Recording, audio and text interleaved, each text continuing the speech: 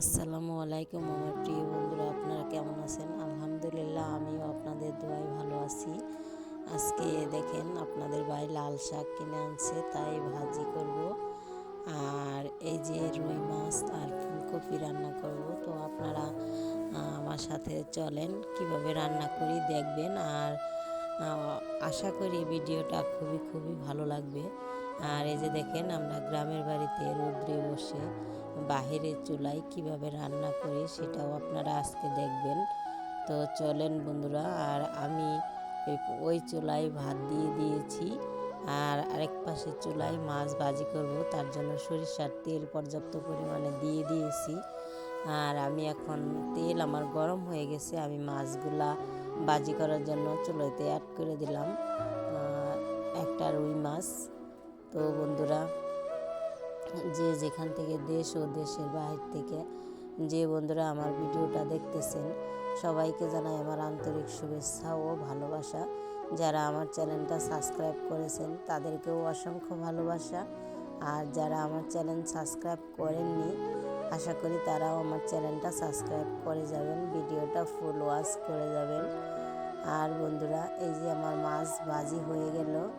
এখন আমি এই কড়াইতেই আর কি শাকটা লাল শাক ভাজি করে নিব। লাল শাকটা তো অনেক লাল দেখা যাচ্ছে, খুবই খুবই ভালো লাগলো দেখি আমার। আজকে আপনাদের ভাই বাজার থেকে যে লাল শাক আনছে, অত্যন্ত খুব সুন্দর দেখতে, লাল টকটকা।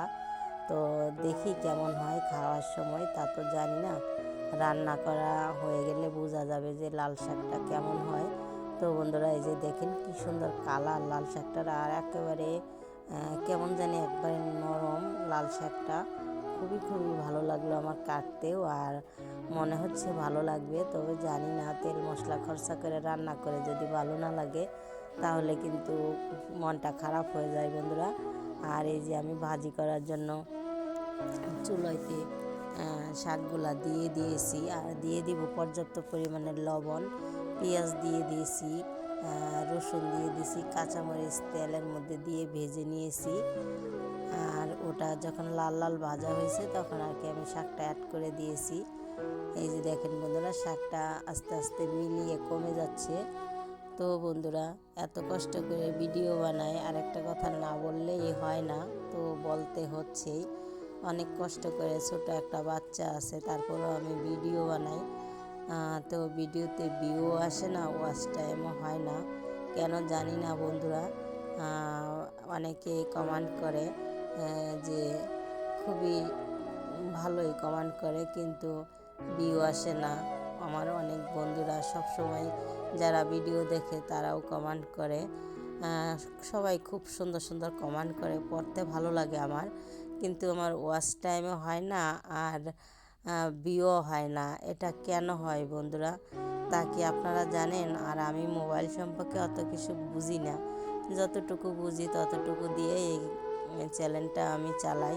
তো যদি পারেন আপনারা একটু বলে দিলে আমার জন্য খুবই খুবই হেল্পফুল হতো।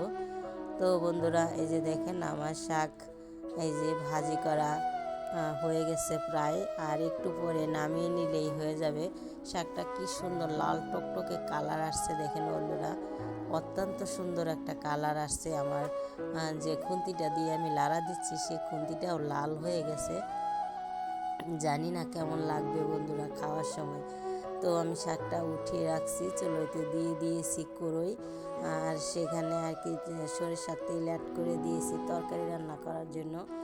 আর দিয়ে দেব পেঁয়াজ আর রসুন একসাথে বেটে রেখেছি সেই বাটাটা, আর দিয়ে দিলাম।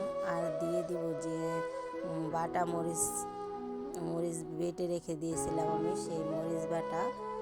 তো বন্ধুরা, যদি ভিডিওটা দেখে কোনো অংশে ভালো লাগে, আমার চ্যানেলটা সাবস্ক্রাইব করে আমার সাথে থাকবেন, আর ভিডিওগুলো ফুল ওয়াচ করবেন, আমার অনুরোধ রইল। আর এই যে দেখেন, আমি চুলাইতে মশলা পুড়ে যাবে তার জন্য অল্প একটু পরিমাণের পানি অ্যাড করে দিয়েছি বন্ধুরা, নইলে মশলা পুড়ে গেলে তরকারিতে তিতা লাগে। দিয়ে দিব লবণ, আর দিয়ে দিব সামান্য পরিমাণের জিরার গুঁড়ো, জিরা আর ধনিয়া একসাথে গুঁড়ো করা। তো বন্ধুরা, এইবার আমি যে মশলাটা গুঁড়ি করি প্রত্যেকটা মশলা আপনাদের সাথে শেয়ার করব। তো আশা করি সেই ভিডিওটা আপনারা দেখবেন। আমি অনেক মশলা একসাথে গুঁড়ো করি, তো ভিডিওটা দেখলেই বুঝতে পারবেন। দিয়ে দিলাম ধনিয়া জিরার গুঁড়ি। আর এখন এই মশলাটা যখন কষানো হবে, এই যে দেখেন আমার মশলাটা কষানো হয়ে গেছে বন্ধুরা। আর গ্রামের বাড়ির চুলায় রান্না করলে শুধু কালি আর কালি, যে কোনো জায়গায় শুধু কালি হয়। আর আমি তো আগে রান্না করতে পারতাম না এই চুলায়, মানে মাটির চুলায় রান্না করলে সব জায়গায় শুধু কালি হইতো, আমার নাকে মুখে সব জায়গায় শুধু রান্না করলে কালি থাকতো। তো যে কেউ হঠাৎ করে দেখলে মানে আমাকে ডাক দিত যে তোমার নাকে মুখে কালি কেন। তো আমি তো বুঝতাম না, এখানে ওখানে হাত দিতাম, মনে থাকতো না।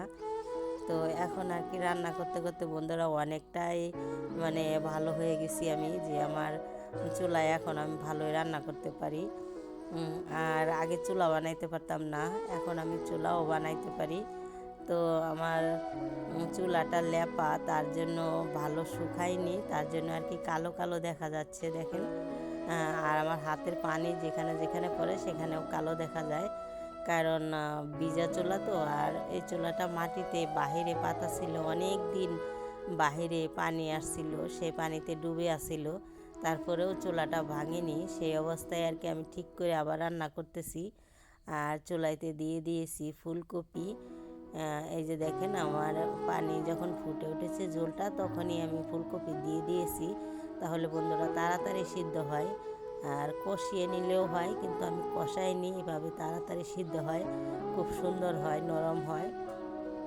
আর আমি দিয়ে দিব মাছ, রুই মাছটা এখানে আমি অ্যাড করে দিলাম বন্ধুরা।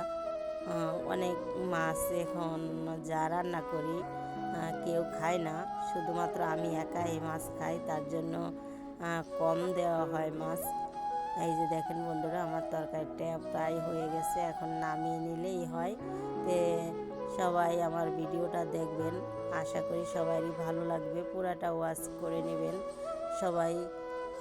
সবার জন্য আমি দোয়া করি, আর আমার জন্য সবাই দোয়া করবেন।